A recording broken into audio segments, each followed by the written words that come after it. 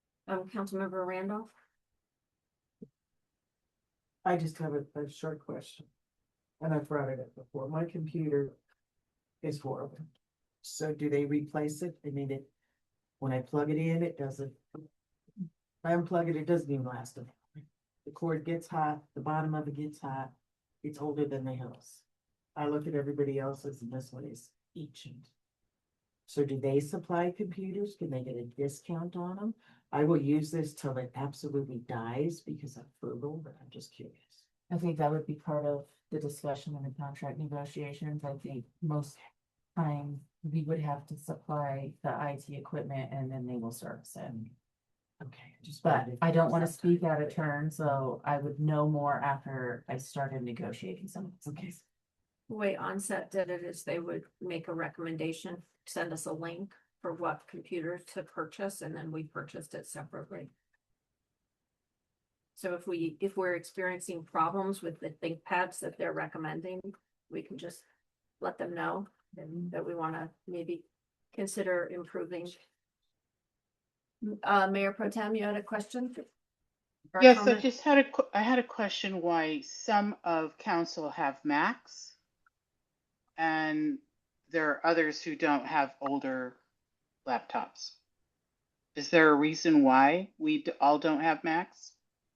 You just have to request it when you come on to council if you'd like a Mac. That's how we've done it in the past. Okay, but I don't think that when we were on council, we were given that option. I think maybe administratively for continuity's sake moving forward, we'll stay with potentially one lower cost platform and not provide the preference, just to be mindful of expenses. And this would create an opportunity of just kind of a clean slate with a new IT contractor. And any new updates that we would need to do, we could look at what the budgetary necessity would be. And Macs don't always download directly, right? You can't exchange some things. You lose stuff. Yes.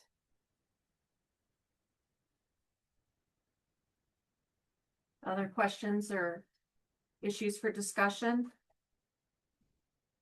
It sounds like we're looking for a motion. Go ahead, Councilmember Bailey. I'm sorry, I keep going back to this endpoint thing, because I feel like it's one time it's per user and the other time it's like they say endpoint. And so I feel like it's like it could radically shift the cost of the contract if what is, and they said 17 was the endpoint count, but what if it's like endpoint is like police laptops, phones, tablets, servers, firewalls? Like, I mean, are those counting as endpoints? I mean, Like that's that equipment? a good question. It depends on what the contractor would view it, and I think that's also part of the need to have a more in-depth negotiation Right. process. But my fear is if you go with one company thinking it's one thing and then you find out that actually the endpoint is all these other things, that they would be way, way, way more expensive than Concourse. That That would just be my only hesitation. from my gut sense, I would say that it's probably not that granular with the endpoint because of the price comparison. Okay. If we were talking about like the first response with how much they were charging and then it was endpoint, like you can almost guarantee. And that's why it's in the likely considerations that you're probably going to pay more if you go with them because everything else is going to be an add-on. Right. Okay. I think if the terms are negotiated properly and we set it up in a way where we're not going to pay over X amount, right? Either they can accommodate it or they can't. And then if they can't, then we bring it back to the table. Okay. And we've already, and the legwork's already been done to move on to the next. I mean, you have plenty of viable options here, which is Oh yeah. actually a positive thing. I was really happy with the responses, like huge. Councilmember Randolph. And we still don't know how many laptops we have, do we? Or if there's some floating around or. I was given a list from Onset. I think the last meeting, there was a request that it be released, and then there was some conversation about the confidentiality piece, so I would actually defer to legal on whether or not we should provide that list to the whole council. Onset does manage that, has managed that, and will continue to it's not that we don't know, I don't want that getting out, that we don't know what our equipment is, we do know what our. Did we talk to Onset and see if they had concerns cybersecurity wise?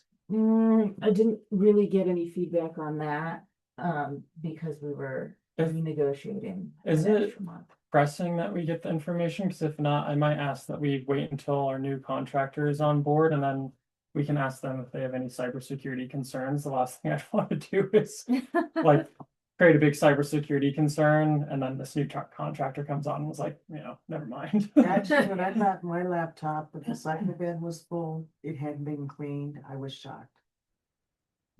Because usually they're white, there's nothing in the recycle bin. So maybe we can have like a list of questions to bring to the new contractor. Do you want me to send an email tomorrow to remind everyone to provide me those questions? Please. Okay. So, that's staff direction, we need to make sure that everybody's on the same page here, we're asking to direct staff to, or direct. Not really, it's council direction, it's not staff direction, it's council direction. Councilmember Bailey. I noticed earlier, like Councilmember Lasher was logged in on the Zoom. Yeah, I gave my my own personal computer to a resident in town, Okay. and I've never gone to their house to change my name on Zoom. It's really And it's an throws me older off person, so they don't know how to do it. I mean, if it really is that big of a deal, I can. It's Make like, it a- well, my question was like, oh, is that like a town-owned computer? Like, Oh that no, it's you- my personal computer that Okay. is has nothing to do with council. Okay. I just gave it to a It's resident that doesn't. It's have- weird, like, is she logged in? Yeah, for all no, the meetings? it's She's sitting next to me. Yeah, a resident couldn't log on, so I gave them my old computer that I don't use. So we're looking for a motion to approve the resolution with the insertion of the name Phoenix Technology Group into the title and into section 1, with the addition of subject to negotiation by the town administrator in consultation with the mayor and the town attorney added. So, Second. Is there any debate, statements for or against? Councilmember Devner. I do think that the Phoenix, provides a great fit for our small town size. And cost too. They seem very capable for some. Fully support that.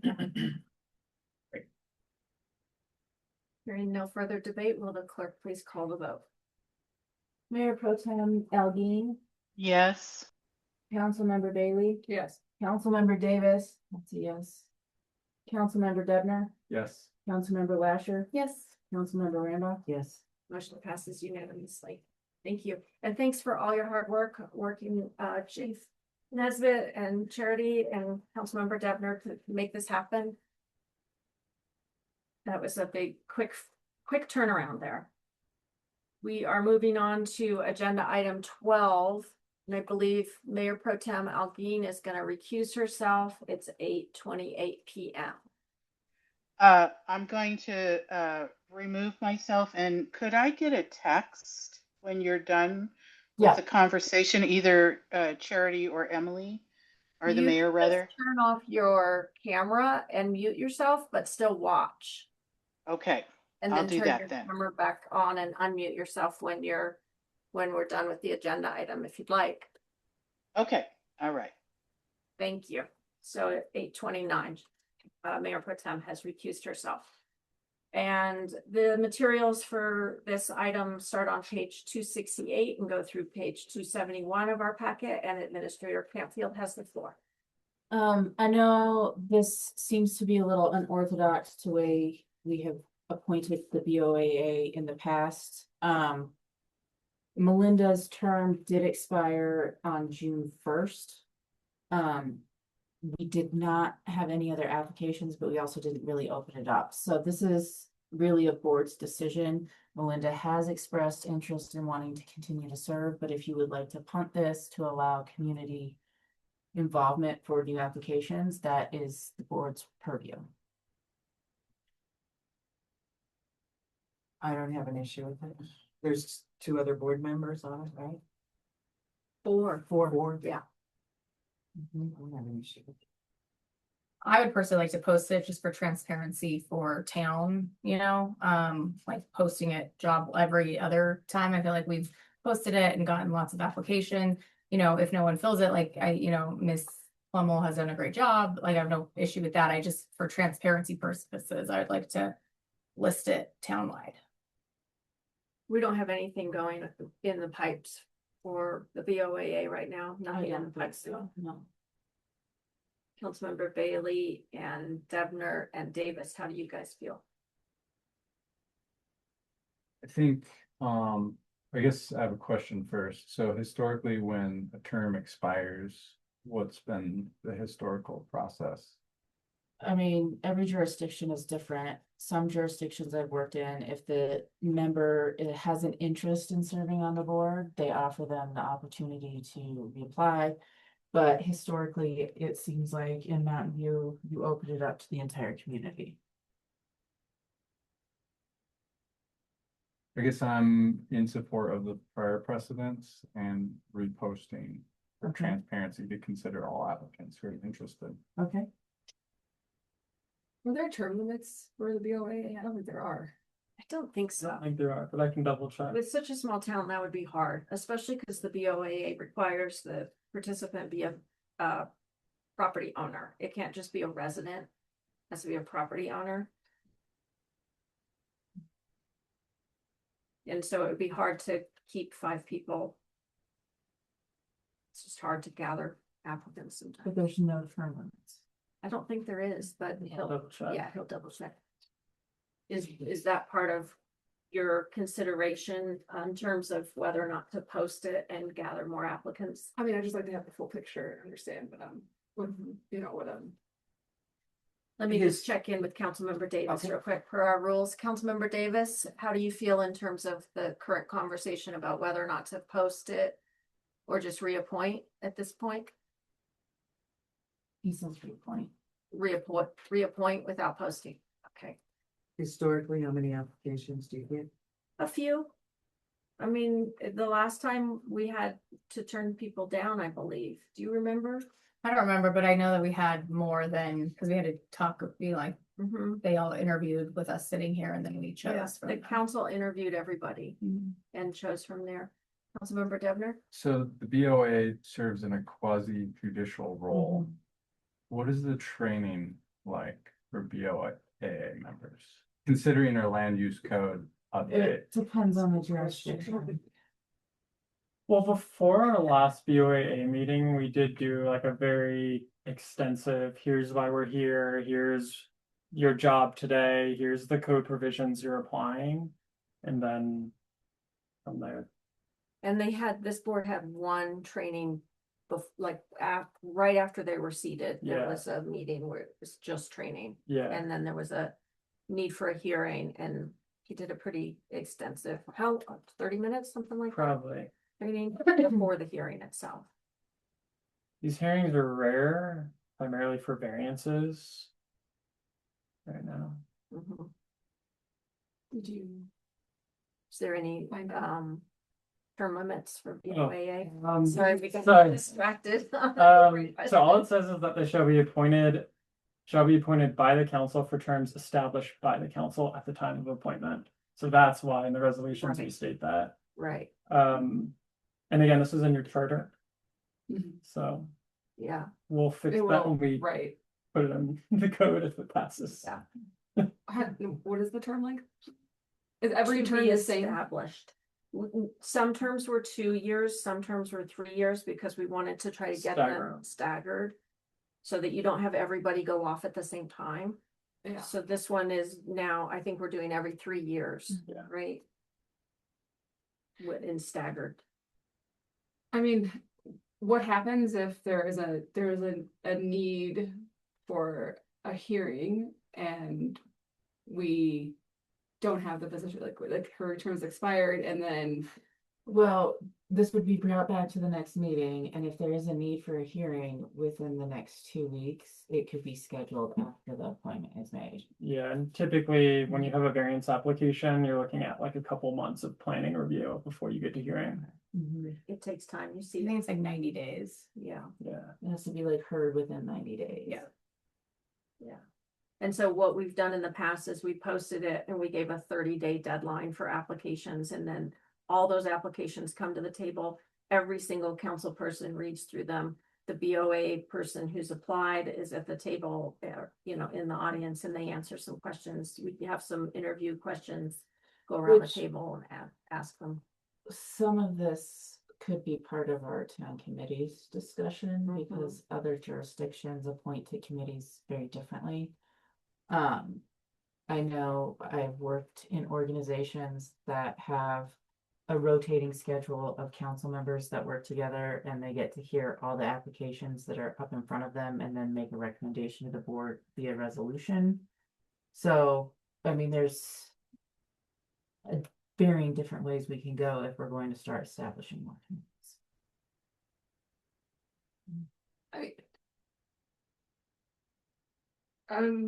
We've already spent like town time and effort on this resolution, right? I wrote. It's a form. Right, it's right, okay. So So it's not like it's not very tough. No, it's a form. No.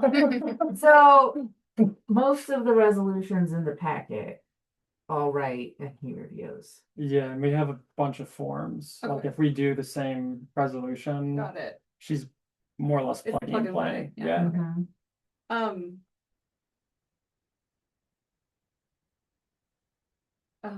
Lost the train of thought.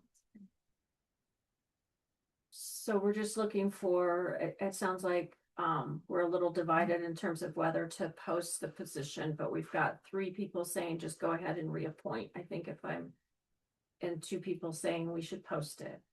Has she voted yet? No, Yeah, because I Okay, think so Doc it's a and two Janet then. did too. Yeah. The post. yeah, I feel like I don't feel like we've posted every single time after the end of every single person's term. Is that really what we've done? Every time someone's term expired, we I think we have have. opened it up to applications every single time. I don't honestly don't. I'm not sure. I feel like I feel like I would have appointed more people if that had been the case. I don't have a They're 3-year terms though. right, but I've been on 8 years, so that's a lot Well, of people. when I came on, the BOAA had lapsed.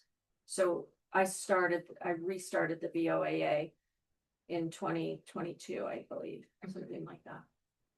I just feel like I would have remembered more appointments if that. Well, I think the first time we just appointed all 5, and then I know that it's lapsed because I know people that were going for it that didn't get on. So maybe there's only been in 4 years or whatever the 2 times. It hasn't happened every year or something. Right. Councilmember Randolph. I'm changing, I think you should post it, because I didn't realize you've always posted it, and if I was a resident, I wanted to be on it, and posted that video. I guess I feel like also just the fact that it's our Mayor Pro Tem's spouse. It just feels like being the most transparent thing to do would be to post it. I'm not against posting it. Councilmember Randolph. I also think there's just a big advantage. Need some sunglasses. These guys look so similar. I think there's an advantage to posting it because it encourages civic engagement. Yeah, And by posting it publicly, particularly with the land use code and just, you know, what's been happening, I think it'd be really good to offer an opportunity for residents to engage. And that's what we all want, because the diversity of opinion and perspective is what makes our town the strongest.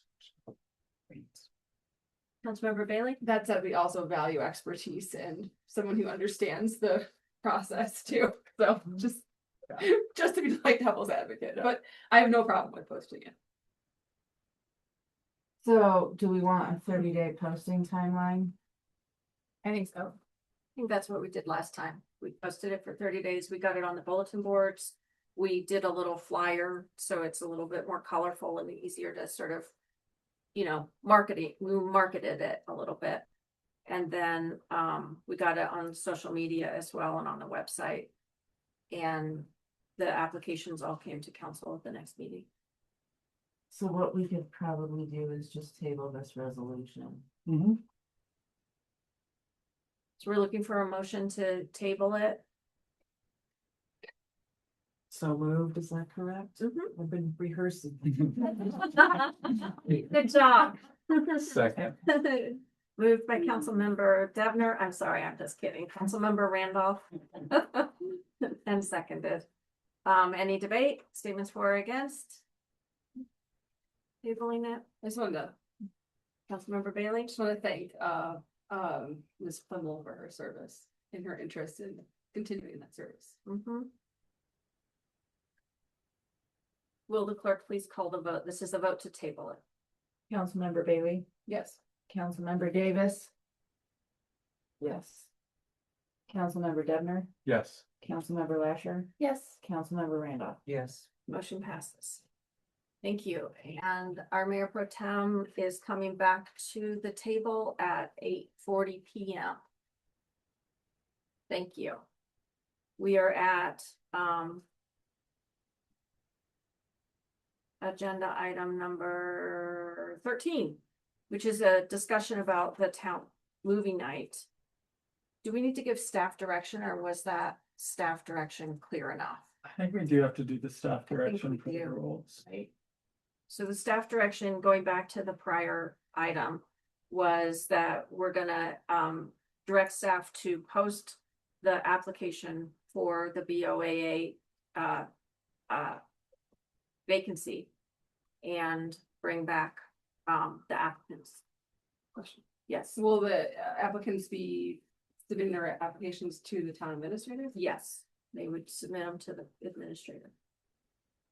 We'll And get- I'm sorry, go We'll ahead. get the application posted on the website along with the news announcement of the opening and the instructions, and I think it will kind of play into agenda item 14. Mhm.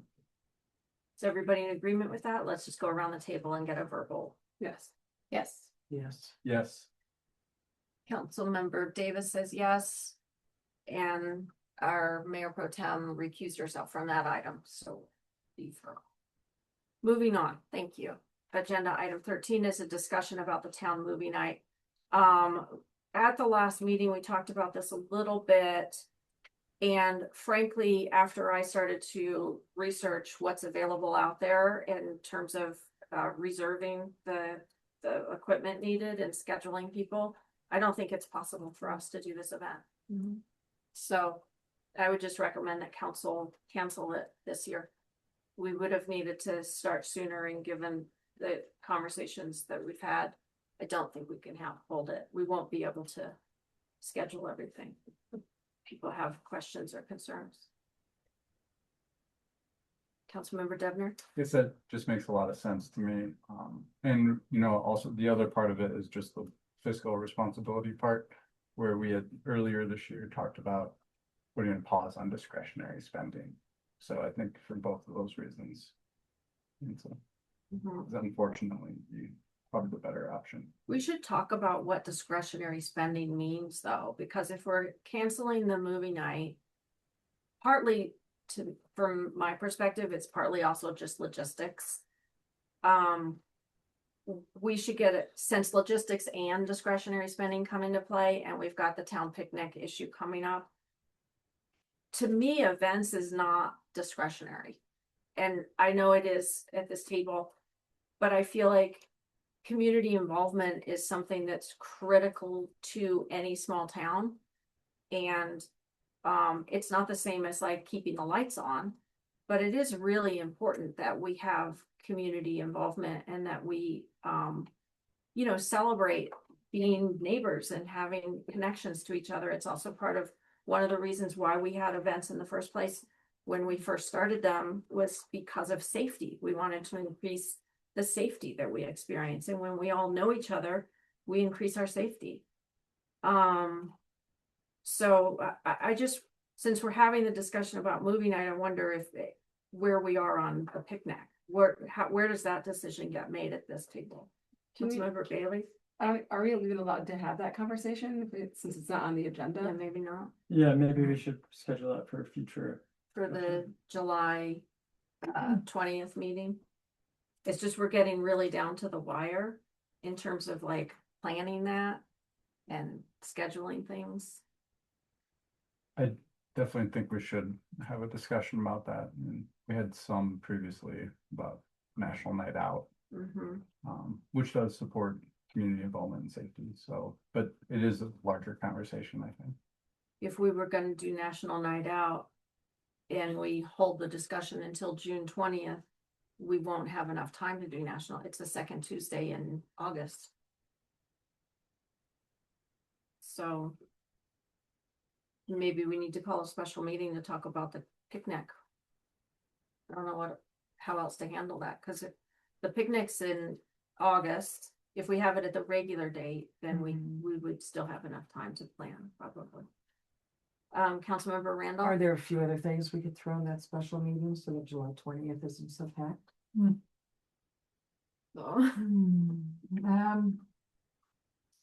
Light things. Mhm. I mean, I just know other councils, I've been doing a lot of research and they have sometimes 4 meetings with 2 agenda items and they're in and out. It could be a remote meeting too, just to talk We could about. do a random- special meeting, we could do remote, and then if I have the resolution for the IGA with Jefferson County, we could put it on that one then. So that way we just are ahead of the curve for the Yeah. election. Well, that's a good idea. So what date are you thinking for that? Just the next, like the 13th? Yeah, we could do it on the 13th. A Zoom, Mm-hmm.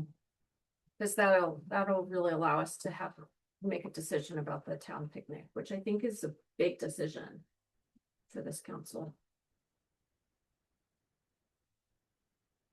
Are we comfortable with that? I just don't know if I'm in town. But it's a I know- Zoom. I know, but I don't know if I'll service. There's a Mhm. potential for me not. Councilmember Debner? I'm in support of the 13th meeting, and I think I really like the rhythm of like Monday evening meetings and could see that being a solution if we have really heavy agenda packets, just kind of, I'm not opposed to like more frequent meetings, especially if we have a heavy workload. Maybe ones that our town attorney doesn't attend all of them. Oh, yeah. I guess, would it need to be a special? For the Meeting. 13th, we wouldn't need, if it's just the IGA, the Discussion. town picnic, we could exempt Austin. I don't think I remember my phone.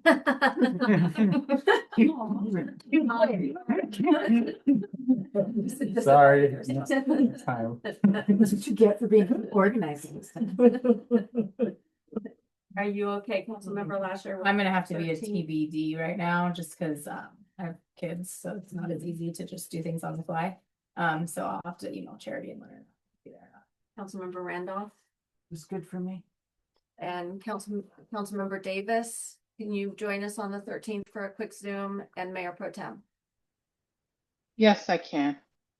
Okay, so we at least have a quorum. And we'll hear from our 2 others, and we can address the picnic and the Jeffco IGA.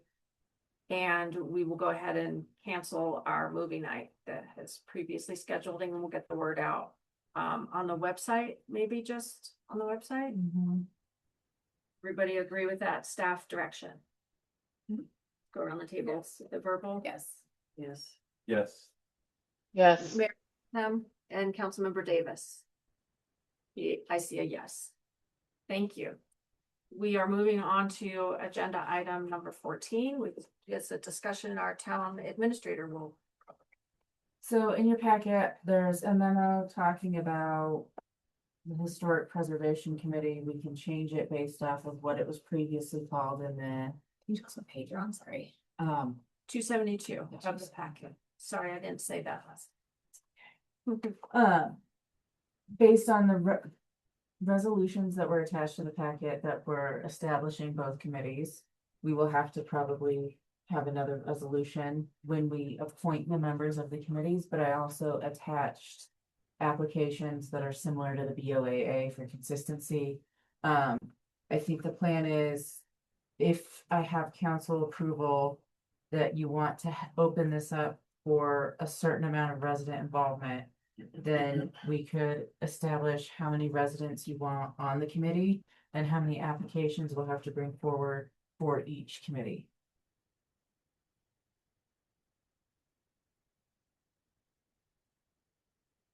Thoughts? Questions? And also, I think it would be helpful if we had a council member as a appointed official to each of these committees.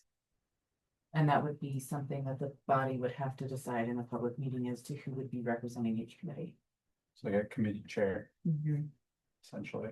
Mm-hmm. And each committee would include 2 council members and then a number of residents that we would discuss. Would you need to have 2 council? I think it'd be one. 1 council member. Are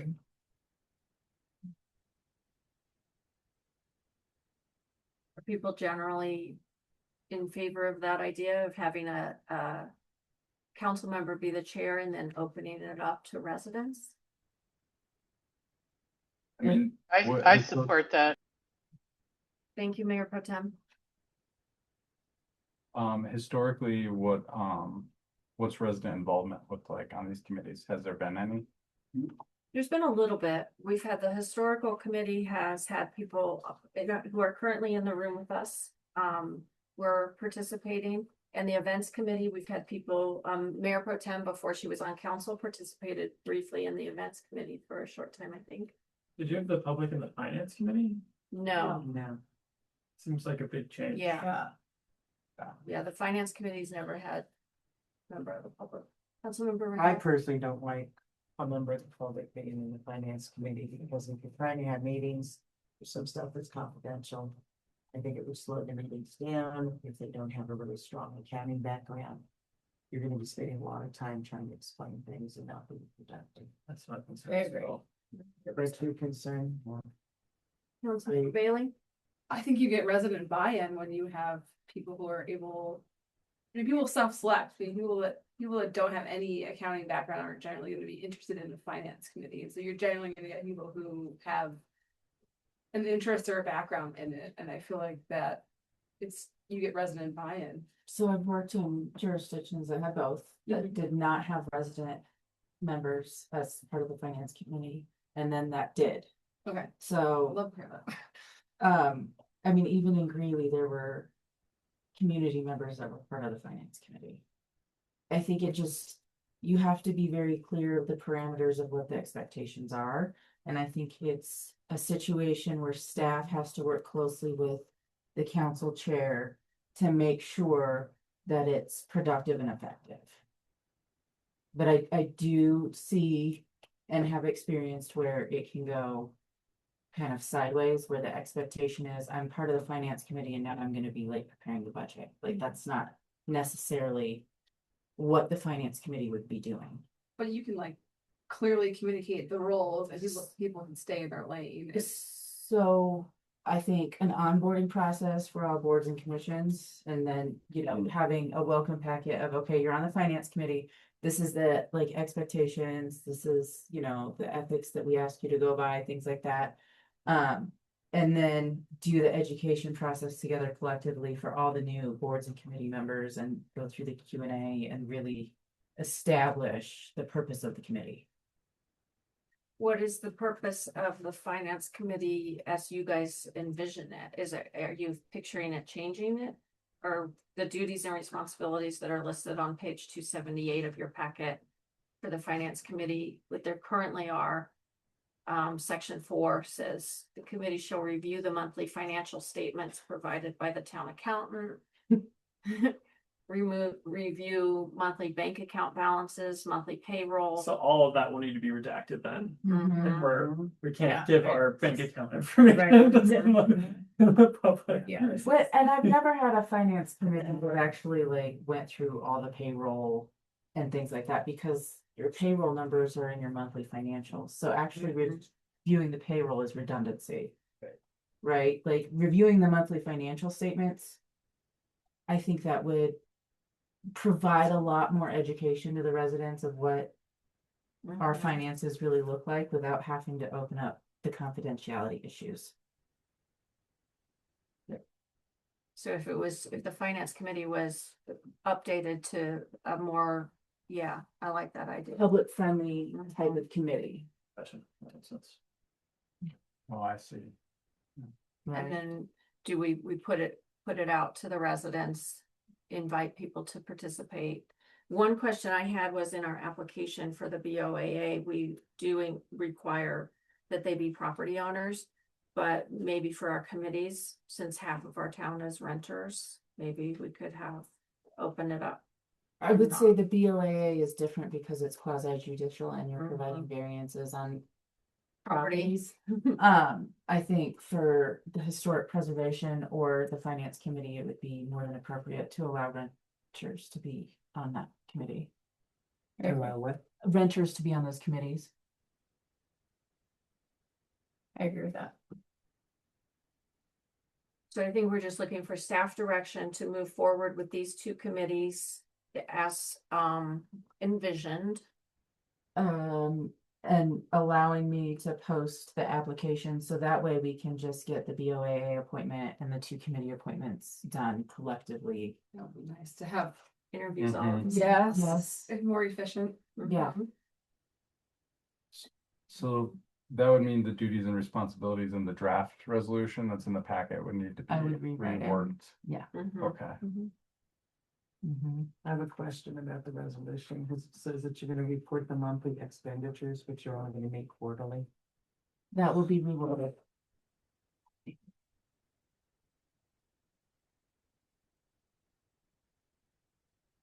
When it comes to accessing documents, so like if we're reviewing the monthly financial, the check registers and whatnot. I guess one concern would be, are we delegating enough authority for them to like query those public records, or would that have to go through the Cora process? I guess, how does it work if there's a committee member who's interested in like diving a little deeper? Yeah, I think we should just specify directly in the resolution what the purview of the committee is and state specifically the documents that are available for access, and all others would follow our typical Cora process, to which we could be certain is redacted if necessary. Okay. So I like the idea of just keeping it to our monthly financial statements and allowing them to opine on those. So I disagree with that, because too many residents have asked me to explain the financial statements.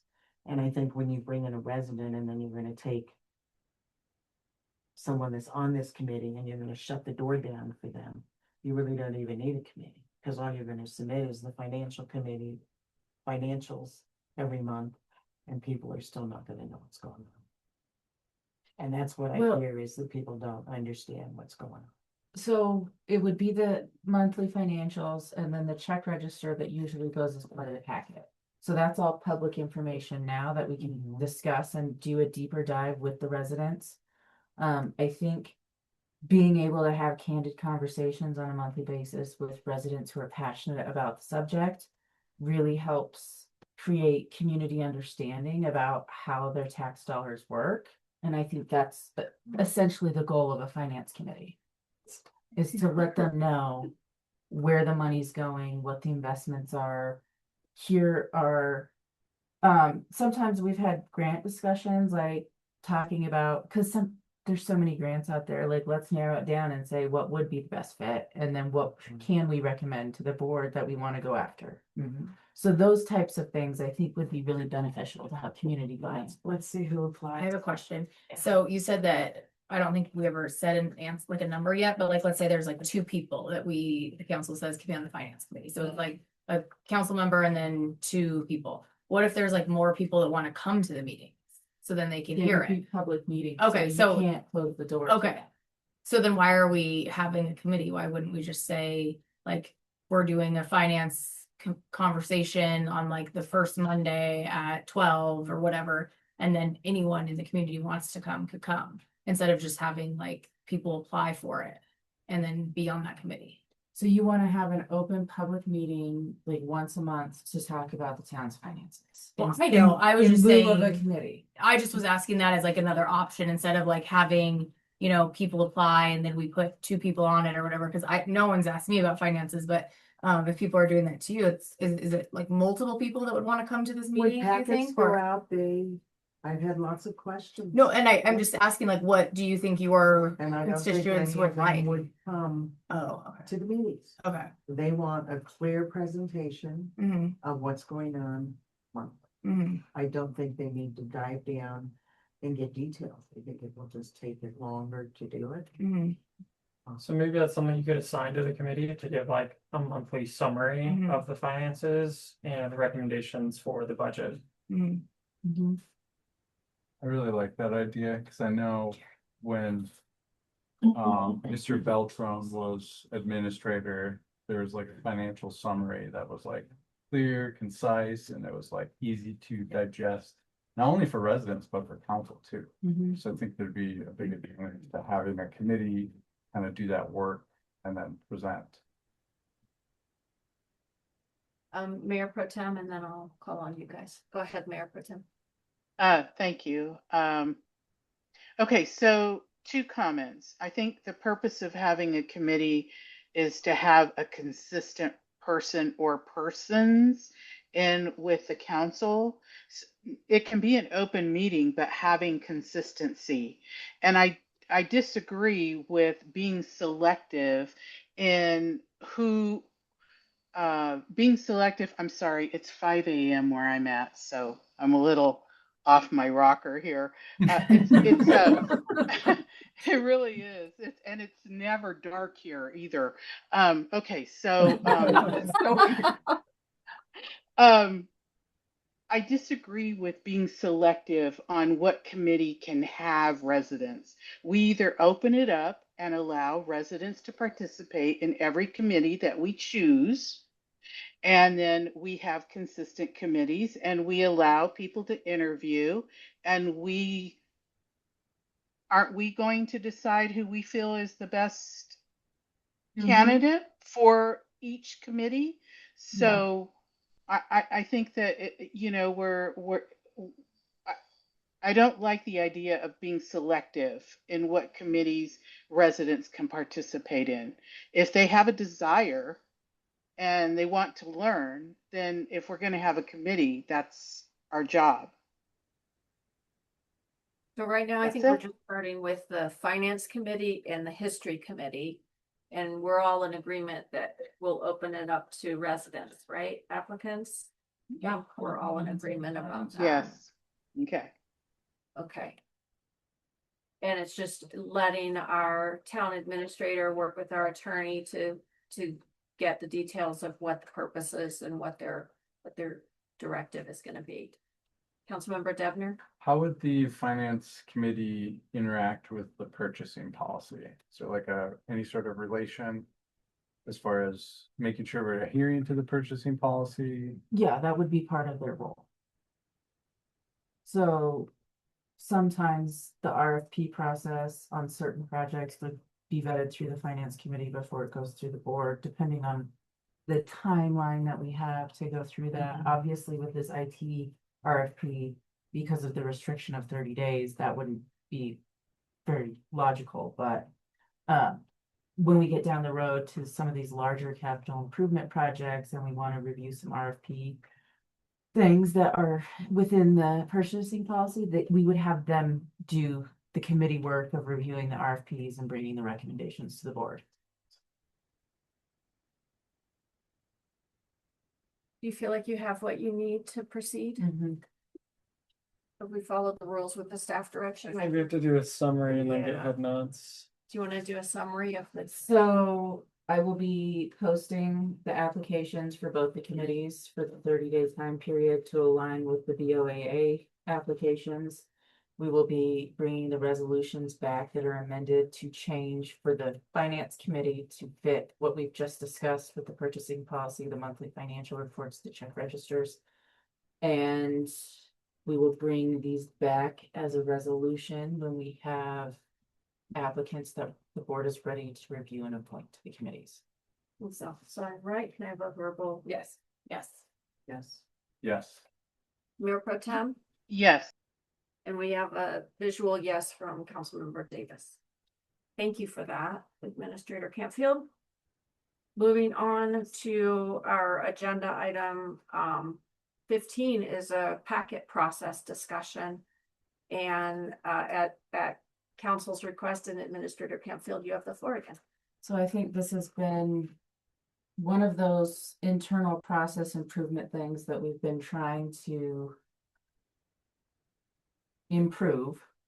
But I still feel like I'm getting some feedback that there's some frustration with the time of when the packet gets out, the availability of review, and the content depth of the packets. So because I've been asked to bring this discussion to the table, I'm asking for council feedback on where you guys see the process is, where's the areas of improvement, or what would you like to see changed? Councilmember Bailey? I appreciated getting materials out as soon as possible because we have a 300, I mean, a lot of us we had seen, which was helpful, but having to go through like 4 very dense RFPs, and when wanting to do a good job, even like, not that we don't trust your analysis and your judgment, but you know, we're the people that people put us here to do our job too. And part of that is reviewing all that stuff. So I appreciate you getting stuff out as you could, and the sooner the better in my mind's eye. I would love to have the packet out, you know, further in advance, as much as possible. But I appreciate having at least like a running start. So thank you. Councilmember Randolph? So I did a lot of research on this. I'm sorry, I'm gonna interrupt you for 1 moment. Mayor Pro Tem, are you still at the table? I'm gonna just note for the record that it's 9:06 and our Mayor Pro Tem is not at the table anymore. Go ahead, Councilmember Randolph. Oh, you are. Okay, Sorry, I'm I having see. some issues. thank you. She's back 9:06, so let's just strike that from the record. Councilmember Randolph, you have the floor. So I put together some items. I looked at other places. I know we're 12 blocks. So actually I want to start with a couple questions for you, Mayor. I know your philosophy is what's best for the town, staff, council, and residents. So I wanted to know what your thoughts were on setting up a timeline. According to the administrative policy, you're responsible for the approval of the agenda. I feel right now that the packet preparation is chaotic. Things change, they get resubmitted. So I did a little analysis, and this is just thoughts. Anybody can add to it, take it apart, disagree with it. We're handing it down. I just know when we get it early, it's easier on residents. We have more time to study. And sometimes when the packets are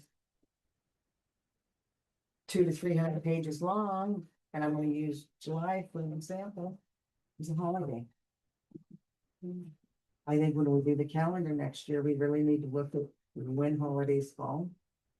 Because I know March 16th meeting was canceled. I think because Austin couldn't do that. And fix it so that staff, councilmen, residents can have their holiday and not have to be working on it, reading the packet. So this is just look at it, I guess. We can come back with a discussion. Or did I not give you one, Shannon? I probably don't. You don't need one? You don't want one? Can I ask a question? Councilmember Lasher? I just feel like you're wearing like 75 hats right now, and like every day, you know, like you're getting more hats.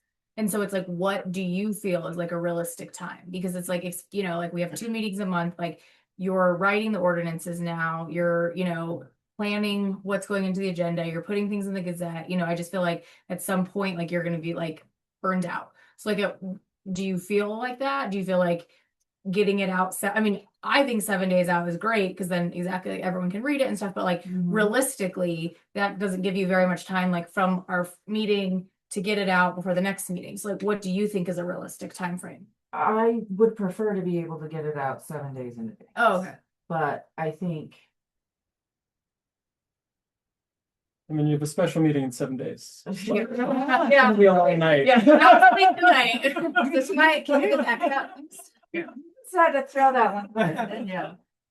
I think as we work on process improvement, I will say the agenda packet has improved drastically since I first started.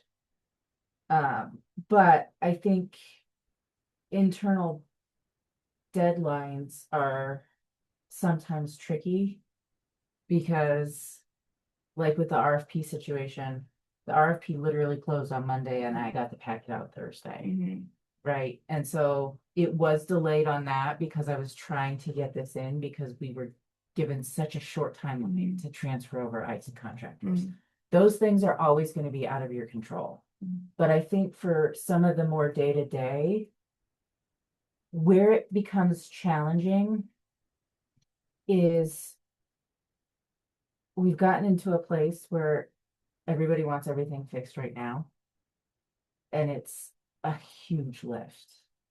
And trying to plan that out more methodically, I think would take more time with staff working on fine-tuning the future agenda schedule, because that really needs to be the basis of what we're doing when, right? And figuring out how to make competing priorities with 7 different council members and internal imperative improvements that we need to make for the future growth of the town is where a lot of this becomes challenging.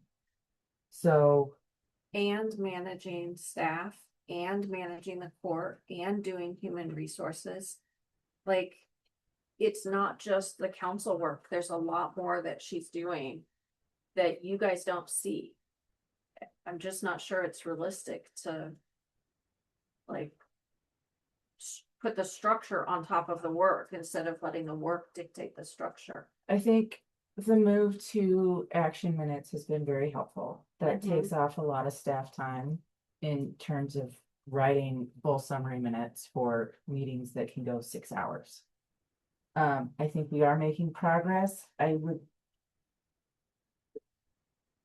If you have some guidelines to follow, though, they may not always work. no, but if you you're need to saying fix this. that you want the agenda item submission deadline, so we need to have everything ready for the agenda 12 days prior to a meeting. So that means the draft agenda goes out to everybody 12 days prior. Which I think That's not what it says. Admission items, agenda item submission. I counted this without Fridays, because you're closed on Fridays. 12 working days, right? Well, I guess just kind of blackening it. So the next regular meeting is the 20th. Like today, we got direction to bring 2 new items for that meeting.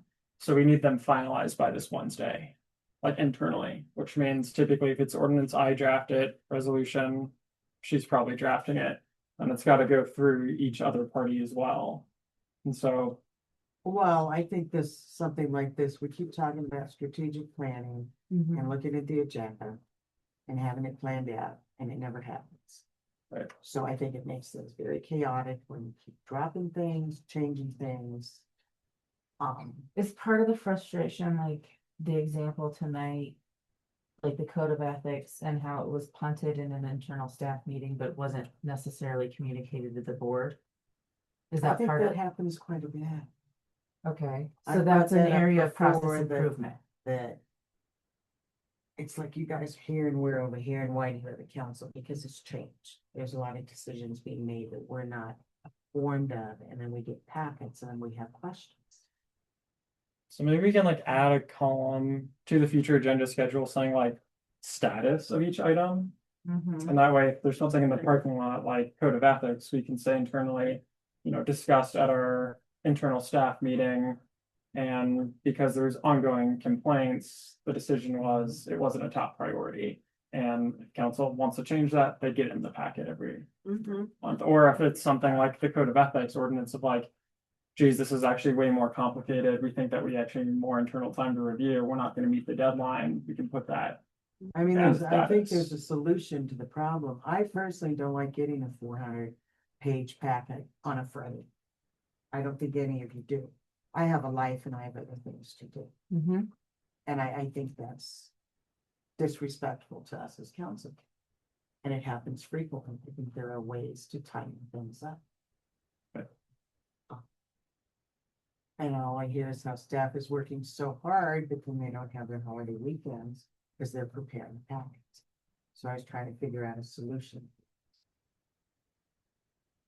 I mean, I definitely agree, organization, process improvement, we can always look at things that we need to do better. I think a great first step is to get the proposed agenda out much sooner. So that way, everybody's starting to see what's gonna be on the packet, how dense it's gonna be, long before it's finally compiled. And we need to do that strategic planning routine for the whole year. And you're If you wanting, don't have a basis. I mean, we had it scheduled and it was canceled.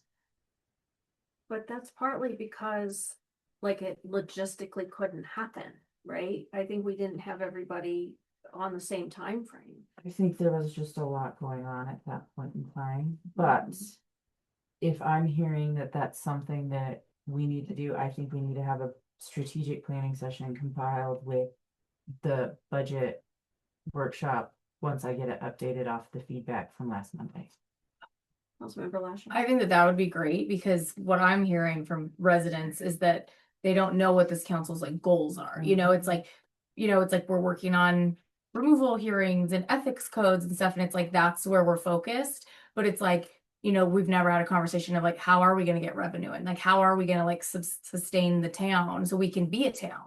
And so it's like, I think that that's like a super priority for me personally and my constituents. And I just feel like they don't know like, what are, like every other council kind of had like a direction and you kind of knew like, what we were working towards, where this one is just kind of like, as long as our ethics are there, our removal things, it's like, that's all, we've had a new council for 7 months or whatever. And it's like, all we've worked on is like, these procedures of, removal proceedings for elected officials, not like, how are we gonna, have a town. So I think that that would be like very great. And then from there, maybe it'll help us decide what's going to go on the packets better. And I personally, I'm just gonna say it, I don't care if it upsets people. I think we've spent so much time nitpicking little tiny stuff that really is irrelevant in it. We need to focus on the ordinances. We need to focus on the resolutions. I trust Austin and Charity to do the correct paperwork, and I don't like to sit here and see it picked all apart for little tiny things. I think it takes a lot of time. I estimated we spent 4 to 5 hours doing minor little corrections. That's a whole meeting. And I would like to just finish something else. Mayor Pro Tem. I would like to add that with this new council, we have done really important work from December. And I want to point out that it isn't just about a removal process. It was about reviewing procedures, codes, ethics, and this council felt that there was a need to review them and to make sure that we are all held accountable. So it's not just about the removal process. It was about restoring and looking at our structures and to making sure that they're balanced. And I do think that we have done important work. Also, to be devil's advocate, sometimes you do have to do nitpicky things to make sure that they're correct because it is in the details. And so I think that we have been making good progress as a board, and that this conversation about, for as long as I can remember, we've talked about the need to have the agenda available to council in advance so that we can review and we can ask questions. And it is true, when we get it late on a Friday night, where do we go when we have questions? It makes it difficult. So, can I go back to Ms. Campfield and ask again, is your recommendation or is your goal to have the agenda out in 7 days? Is that what your preference is? I would like to move towards getting the agenda out with as much time for council review as possible. And I've been actively trying to make strides in process improvement to get to where it's not a late Friday night packet release. So to answer your question, yes. Councilmember Devner? Thank you. I just want to say, Mayor Pro Tem Malguin, very well said. I just want to echo your statements there. It is challenging, like this was a holiday weekend, it's probably one of the more challenging ones. Because, you know, serving on council, when we have a packet drop on, you know, towards the end of the week, that means saying no to other activities in my personal life, which I'm happy to do. But I'm definitely in support of, you know, even if it means the direction that we gave tonight for next meeting, if that had to be kicked until the meeting after, like that's okay. That's okay from my perspective. Like we can slow it down and stretch it out if that allows us to have the packet sooner. I prefer that. Realistically, tomorrow, we're looking at 2 agendas being sent out in advance for the 13th and the 20th. Understandably, that would be Well, really tight let me now, put the but agenda out, so then we know what has to be all in that. yeah. I think for the special meeting, we're not looking at a very dense packet, but the 20th could be. So, I think once you're able to see the full agenda, it's Yeah. easier for you to. Let me just propose this. This is entirely up to you and I'll defer to you because this is your workload and really dependent upon you. But I do think that your comment about the strategic planning and the overall goals, that is really the key to creating efficiencies and getting things out sooner. Like if we have a good strategic planning session that really gets a lot done, and we have a better sense of where the priorities are and what the budget looks like for the year, we could map out, you know, several months in advance. But to expect it to just turn on a dime, suddenly you expect your staff to That's get. not what this was. This Yeah. was an example after the strategic planning. Because So- things keep getting canceled and keep getting canceled. What if we put that as part, then what if maybe we didn't hear you correctly? Because maybe that's a more realistic thing is to say, let's really prioritize strategic planning and goal setting so that we can do more long-term planning and map out ahead of time. Know that Administrator Canfield is gonna try to get it out as quickly as, all of us are gonna try to get it out as quickly as we can. I went through every meeting and Austin was probably the best one at getting stuff out. It's from positive. Austin. You turned it around in this meeting, you sent it to us today. Okay, so I guess the question is, since Monday's work, and I'm trying to be cognizant of before school starts again, either July 27th or August 10th for a strategic planning session / budget workshop. And I wouldn't need to attend that. No. And I will try to have everything organized as much as possible prior to that meeting so that we can stay on track and collectively look at goals for each department of the town. July 27th or August 10th. I'm good with either. Let's go around the table, starting with Councilmember Davis. July 27th, August 10th. Can you do both of those or either? Yes. 10, yes to Davis, yes to me. Mayor Pro Tem Malguin, I'm looking right now. August what? July 27th or August 10th? Yeah, I can do either one. Councilmember Depner, I could do either one as well. Councilmember Randolph, I can do either one. Councilmember Lasher. I'm gonna have to email you because those I need to swap. So that's okay. Just But if you just pick one, then One of the, you'll be able to make one of them work. I think so. I mean, I should be able to. Okay. Councilmember Bailey.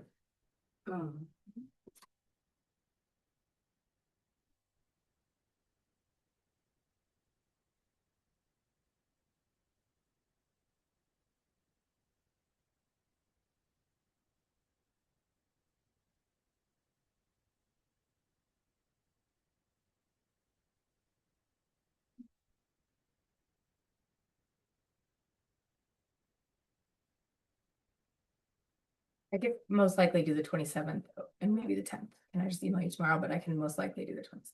Be my guess. I think I can do both, but I need to check. They wanted to send me somewhere in August and I don't remember the dates. Okay. So Likely to to do- be determined. Likely to email, yeah, Administrator Campfield. So then, Councilmember Debner, did you have a follow-up question? I guess the only other thought that I wanted to share was, I do think that there is something to maybe internal meetings that change prioritization. And so if there's a way to include in the future agenda schedule, kind of some justification or clarity as far as decision making. And I think there was one meeting in the past where I wanted to have a discussion about the future agenda, which, so you can either scratch that, because this is kind of the same concept of planning a schedule further in advance. And also being aware of when priorities change, and even like who requested the discussion item might be very helpful. Because, you know, multiple times we've had conversations here where we're not quite sure who requested that for discussion or brought it up. So it could be a good idea to include that as like, this So- person requested it. I think that's gonna be part of the process improvement of the table setting for next meeting. That's gonna have the council requests for future agenda items. Because what I can do is I can start compiling those into the future agenda schedule. Well, and I agree with you, Ryan. I think we leave here with the future agenda and we come back and it's changed. And so we think about stuff and it's like, So a little bit more detail on that future agenda schedule. Some status information, although I question a little bit the origination of it, because the body is the body, you know, and we don't necessarily like who initially proposed the thing. I don't want to just make work because it's a detail that is good to know. Like, I want us to be really thoughtful about what work we're putting on staff, because we do run a really lean staff and they are working really, really hard. So if, like, can we talk a little bit about why that's important before we just say yes to that? I guess it's just a question that I've noticed comes up frequently is, you know, who first mentioned this idea or brought this concept for majority decision. So it's kind of nice to maybe have an idea of ownership over the topic for discussion. I'll play devil's advocate on that. Yeah, please do. I think to get that granular, we already have some divisiveness in the community and on the board that I don't want to open up any more opportunities for finger pointing. Very good point. I would rather just it be a blanket request that staff is adhering to, so we can kind of pull away from some of the back and forth. Very fair point. Well taken. Thank you. Councilmember Bailey. are there any like internal administrative processes between the three of you that could be improved to expedite packet process? To expedite the packet process? It can be better. Am I setting the right? Why don't we just talk about it? Here's the thing. When you're talking about a town this size and you have like a town attorney that's not in-house staff, that always presents some sort of challenge because they're so locked down IT wise that like we can't share things on a common server. And so that's where it can get overwhelming, is when you have 50 emails that go back and forth. And I'm going through each one to see which the ones had the attachment, if they got in the server for the packet process. And I think it's just part of being in a small town with restricted resources. I mean, those agenda softwares my larger clients use, I honestly think they add time. I really do. Like, it gets rid of that whole email thing where we're not just emailing in one thread, but the agenda software to me is super clunky, and to me it adds time because there's all kinds of problems with it from an IT perspective. So I go in there and say like, hey, I approved it, and you've submitted my comments. I'd be like, oh, I don't see your comments. And so like so many times I have to like go back and like redo it in the system. I don't know. think we're just in this rough spot of where we are size wise, where we are resource wise, to really create a very robust, efficient packet process. I think we're doing the best with what we have, but it requires multiple eyes on things because there's going to be stuff I miss. I think it's been very efficient. Going to one email, getting our rhythm down with the postmortems. I feel like we've really improved over the last. It has 6 improved months. drastically, but I mean, there's always room for more improvement. And honestly, like, I mean, there was one error today, I totally own that, but really we have very few errors in our packets. I have other clients that are much larger that are making a ton of amendments on the fly. Yeah. But they also have 1,000-page packets. Correct. So I mean, my take is actually like you guys have a pretty good system. It's fairly efficient. But I mean, I understand wanting it more hours in the work week to review. Like, I get it. Yeah. State law says it has to be within 24 hours, but that's not the most pleasant for council and their free time. Maybe like after our strategic planning and stuff, then it's like we'll have things, planned out, and then we can start working towards, this. And then, I think you heard us, so it's like I think we can just do better. And I think everyone can respect that, maybe. I don't know. And I think maybe having a draft agenda out that goes a week ahead, so you can kind of preemptively know what's coming out, is helpful too. On the additional detail of the future agenda schedule with what happened. Councilmember Debner. I just want to thank Councilmember Randolph for bringing the table setting and sharing that. And I think this has been a very valuable discussion thus far. And I think it just speaks volumes to just kind of a shared value of wanting to serve our residents.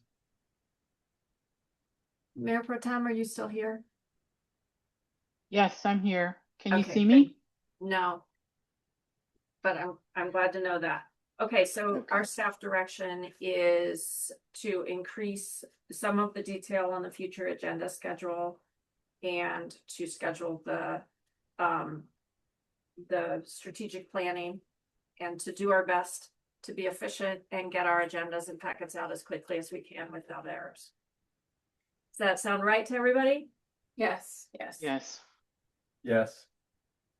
And I see a Yes. Councilmember Davis and Mayor Pro Tem. Therefore, agenda 16 needs no action, and we are on to there being no further business to come before this council. We're hereby adjourned at 9:33 p.m. Thank you, everybody.